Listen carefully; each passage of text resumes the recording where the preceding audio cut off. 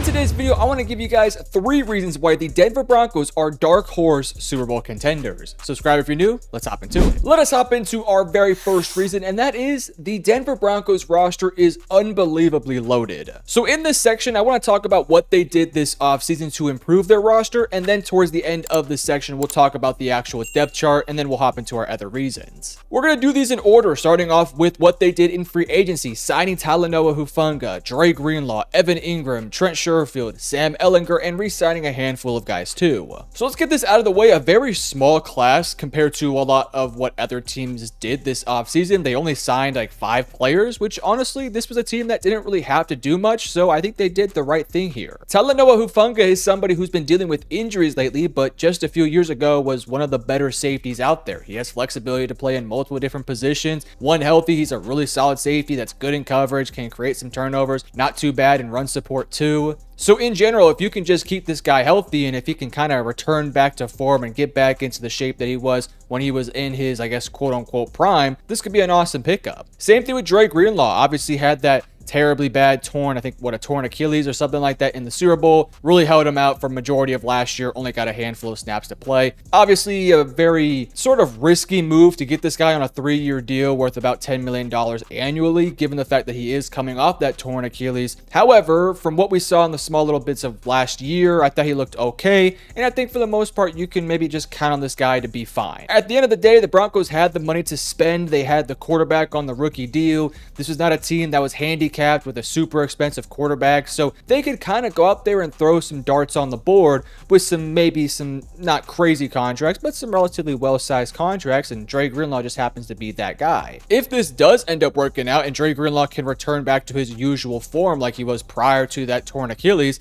this is like an awesome pickup. This is a borderline, maybe not even borderline, but like a top 10 level linebacker. And you add that onto a Denver Broncos defense that's already super loaded with talent. It just makes the defense that much better. All in all, the 2 49ers they brought in this offseason are kind of risky bets, but I think they're strategic bets too. They're 3-year deals, which by that time, after the 3 years is over with, that's when you're paying Bo Nix that massive contract. So it doesn't really interfere with that. And if it does work out and these guys do end up returning back to form, you get 3 years of awesome play from a linebacker and a safety who, by the way, both have a lot of experience and know what it takes to make that deep playoff run. So all in all, I'm a big fan of what this Denver Broncos team did in those 2 picks right there. But then they added on an Evan Ingram, which, look, at this stage of Evan Ingram's career, he isn't the most explosive athlete in the world. He does have some injury concerns here and there, but it's only a 2-year deal. It's not a massive contract, and if you can just get solid play from Evan Ingram and just get him to be what he usually is, you'll definitely take that. Last year, this tight end group for Denver was not very good. There was not a lot of dynamic pieces there, and by adding an Evan Ingram, who let's suppose is still going to be healthy, you get a guy that can do a lot of different things.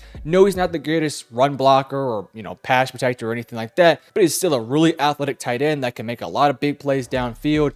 I do think ultimately I would have liked to have seen this team maybe go out there and get a bit more of a younger tight end in the draft. We'll talk about that here in a moment. But for the most part, I like the Evan Ingram signing a whole heck of a lot. My one complaint about this offseason in terms of the Denver Broncos is they did not seriously address the receiving room. I do think this would have been an opportunity for Denver to go out there and be a bit more aggressive in pursuing another receiver next to Courtland Sutton. I can't really think off the top of my head who might have been some good options for them, but I think somebody like a Cooper Kupp, or if you want to go a little bit cheaper, like a Demarcus Robinson, somebody like that would have been really fun for this team to add. Kind of looking though at the free agent market, there wasn't a whole lot of great options out there, so I think I would have probably leaned a bit more towards the draft. Either way, they did not really seriously address wide receiver, but let's go ahead and talk about the draft because I thought they had a really solid draft. In round 1, they select Jahdae Barron, round 2, RJ Harvey, round 3, Pat Bryant, Savion Jones, Hugh Robinson, Jeremy Crawshaw, and Caleb Lawner. So I'm just going to focus in on the guys who I think will be impactful guys. Those 5th and 6th round picks I'm not too familiar with, as I did not get a full detailed breakdown of their film. I probably will do so at some point this offseason because we got a lot of time to spend here, but I'm just going to focus in on some of these more top picks here. Jahdae Barron, you guys can see the Texas flag here as well as the Texas Longhorns Funko Pop. You guys know me.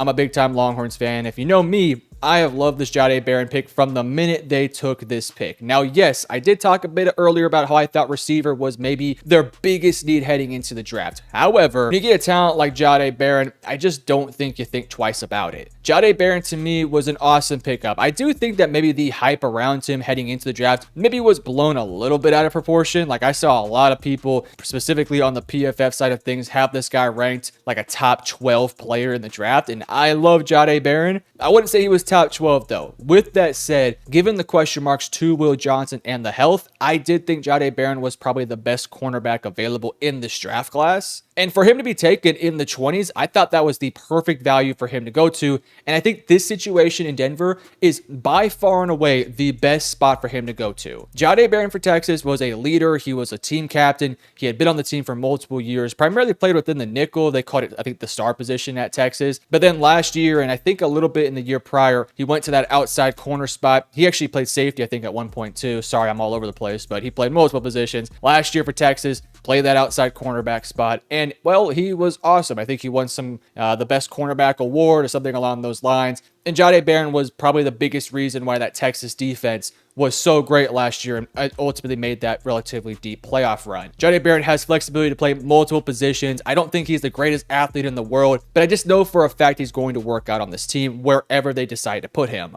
I do predict that he's going to probably play outside cornerback opposite of Pat Surtain. I'm sorry if there's something out there that talks about him playing the nickel or something like that, but you already have Jaquan McMillan who play in that nickel a little bit. You also have Riley Moss. So I kind of wonder what they're going to do with Jahdae. It kind of might be a thing where they just throw him out there at one position for a handful of series and then move him to another position because he's just that flexible of a guy. Super smart player, always in the film room. Again, this is a team that really did not need like a leader in that unit because you already have Pat Surtain, but if for whatever reason they did need it, Jahdae Barron is a heck of a guy to have on this team. And I just think the situation was perfect because I was a little bit worried about him going to a team where he had to be that true cornerback one, like that lockdown guy. But obviously with Denver, you have freaking Patrick Surtain, who won Defensive Player of the Year. So all he has to do is be that second cornerback opposite of him, and he's going to get the second best receiver matchup every single week, and he's probably going to lock these dudes down because he's a damn good player. So 10 out of 10 pickup. I love this pickup. My only complaint, maybe you could say that receiver was a bit of a bigger need. And then RJ Harvey in round 2. So for me, I wasn't not the highest guy on RJ Harvey, especially not a second round high on him. But again, kind of like Jahdae Barron, I did really like the fit of RJ Harvey getting into the Sean Payton system. He's not the fastest guy on the road. He did run like a 4.4 at the combine, so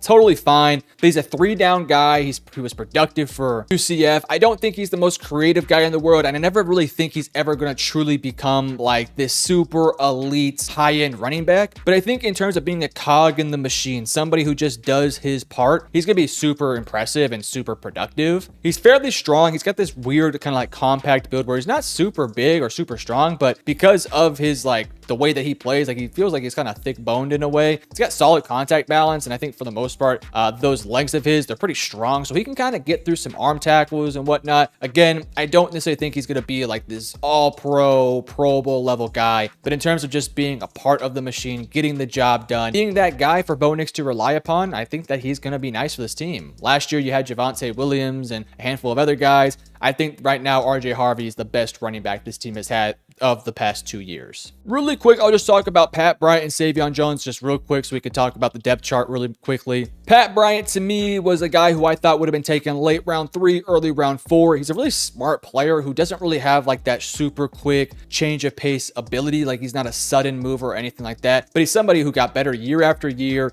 He's solid hands. I think he's a good route runner for the most part. I think his ball skills are really solid. And I think again, with this Broncos team, he could end up being something really nice for this roster. And then for Savion Jones, this is a Denver Broncos defense that has a couple question marks with not necessarily the unit in the front four they have now, but in the future as to how that unit's going to end up looking like. Savion Jones is somebody who's going to fit in nicely with this unit. He's going to have flexibility to play multiple different positions. I think he's a really smart guy that early on probably will not get a ton of reps or a ton of playing time in general, but I think as time does go on, he could maybe end up kind of taking on one of those interior, maybe play the outside linebacker role, wherever this team really needs him to. I think right now, just give him like a year or two to develop, and he'll be a big part of this defensive line's future. Now, I really just want to focus in on the offense here because I want to talk about the defense for my second reason, because it's pretty clear what my second reason is going to be. But just focusing a bit more on this offense, Bo Nix is probably expected to take a nice step forward in year 2. RJ Harvey, they also just signed J.K. Dobbins, which I did not talk about in the free agency section, but they signed him.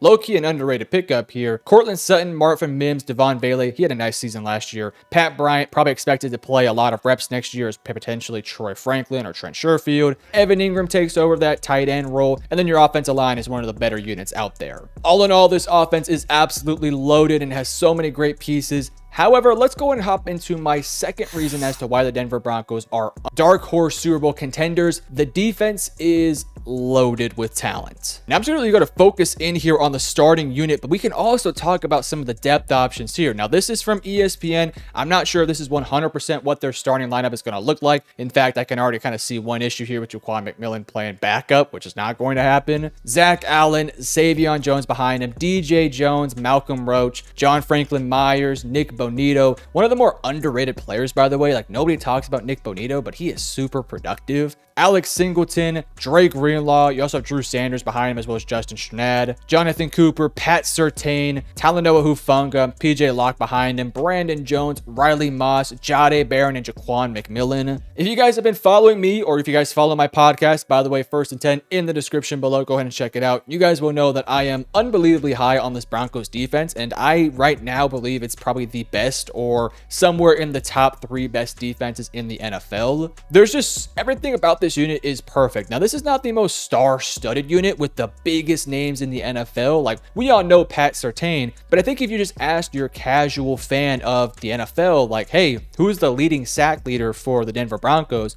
I think you'll see a lot of people actually kind of struggle with who they are. Little do they know that Nick Bonito had 13.5 sacks last year and is truly like one of the best go-to pass rushers in the NFL. Little do they know that Jonathan Cooper had 10.5 sacks last year too, and is also an opposite pass rusher opposite of Nick Bonito. You also have a bunch of guys in the middle that can create some havoc in both running defense and as well as, getting to the quarterback. This team also has elite depth. They have elite starters. They have elite secondary members. Like, this is to me the most complete unit in the league. They did not have a bunch of holes from last year. Then they doubled, tripled, and quadrupled down in this offseason by taking Savion Jones, Drake Greenlaw, adding, of course, Talanoa Hufanga, and of course, Jahdae freaking Barron to add to this team. There truly is not a weak point on this defense. And I am somebody who I do not believe that defenses can carry an offense to a championship. I do think that at some point there has to be a level of unison with a top 16 offense and a top 5 defense. I think if you have that combination, you're talking about a team that could be championship contenders. I have kind of changed my mindset recently to where I think you need to have like a top 12 offense to go along with the top 5 defense, because when you're going up against the Bills, the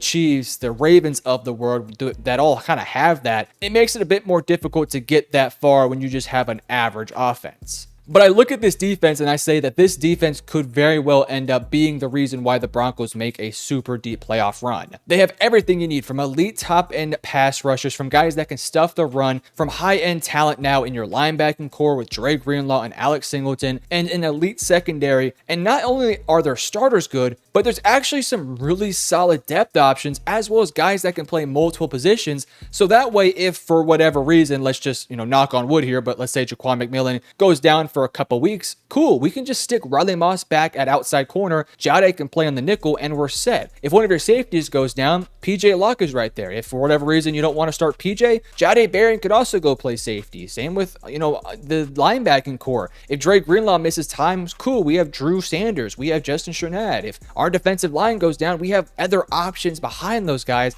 And I think that makes this unit like one of the best units out there. I think if there's one thing that maybe I am somewhat, and I say somewhat worried about, is like, who is that third pass rusher off the edge? Like, you do have Jonah Ellis, but he only had 5 sacks last year, so I don't know if you're like trusting him too much. But I mean, when your starters combine for 23 sacks and you get 5 from Jonah Ellis, you're probably feeling pretty darn good. There's really nothing wrong with this defense. It is such a damn good unit. No real major issues. As long as this team just completely avoids like a major major injury bug where 3, 4, 5 guys go down, and at that point you just can't do nothing about it. This is going to be an awesome unit. They also have a great defensive coordinator and a great head coach that obviously wants this defense to be super dominant. This is a Super Bowl caliber defense. It all just kind of comes down to what the offense looks like, which then leads me to my third and final reason. And I'm sure there's other reasons you can talk about here too, but this is just my list. The third and final reason: Bo Nix and his progression will happen. When I look at this offense for Bo Nix, last year, this was not a unit that was very suitable, I should say. Maybe I'm not using the best word here, but this was not a unit last year that was set up for Bo Nix to step in instantly and see a lot of high-end success. Yet despite that, Sean Payton and his system went perfectly with Bo Nix, and Bo Nix was at some points in the conversation for Offensive Rookie of the Year, despite the fact that his running back group was Javonte Williams, Jaleel McLaughlin, Audric Estime, and your receiving core was Courtland Sutton and Marvin Mims, and really a bunch of question marks after that. And don't get me wrong, I don't necessarily think that this unit was horrific last year. That offensive line was still super great, and whenever you have Sean Payton, you're going to have a productive offense. But in this offseason, by adding a Pat Bryant, by adding an RJ Harvey, J.K. Dobbins, adding in an Evan Ingram, I don't necessarily think this offense is going to take a massive step forward, but it will definitely take a step forward. This is still one of the best offensive lines out there. There's already a lot of really solid pieces in this unit, and if you can get RJ Harvey and J.K. Dobbins and Pat Bryant to really be good rookies in their rookie seasons, this is going to be an offense that takes a nice step forward. This was an offense last year that was 10th in points per game, 22nd in yards per game, and 9th in touchdowns per game, but they were pretty around league average to below average in running stats, and then obviously in offensive passing stats were a little bit better. I expect this unit to take a nice step forward, not just because I think the ground game is going to be better, but I also just think in general that Bo Nix should be a whole heck of a lot better in his rookie season. I made a video similar to this about Jaden Daniels and the Washington Commanders, and one of the reasons why I think the Commanders are going to take a nice step forward next year is because of Jaden Daniels and his progression. I think that exact same principle should also be applied to Bo Nix. Last year, Bo Nix was in his rookie season, and if he takes step forward every single year, then his rookie season is probably going to be the worst season he'll ever have as an NFL professional. Because every year he's going to get better and better and better, and by getting better and of course better, then you're going to end up helping this offense be a lot better in the long term. I think Bo Nix has a relatively easy job as well when you have such a great offensive mind like Sean Payton, and you have a defense that you can rely upon every single week to go along with an offensive line that is loaded with talent, is not very expensive, and will be around for the long haul. And you have other now great weapons now with Courtland Sutton, some great running back options, and as well as some young other guys like Troy Franklin and Pat Bryant and Devon Vele. This is a unit that is really helping Bo Nix be set up for success and set up to take a nice big step forward next year. I'm not sure where you would classify the Broncos in terms of just straight up offenses. Like if you think the offense for the Broncos last year was 16th best in the league, I think it's pretty fair of me to say that if they were the 16th best last year, you're probably talking about a unit that can maybe get to like top 13, top 12. And as I mentioned earlier, I think in today's league, you need to have around a top 12-ish offense to go along with around a top 5 defense if you want to make that Super Bowl run. And I think right now, Denver's in that range where they have an offense that could potentially be top 10 to top 12, and a defense that, in my opinion, right now is either number 1, 2, or 3 in the NFL in total. So with all those things going their way, if Bo Nix can just continue to be the guy that he was last year,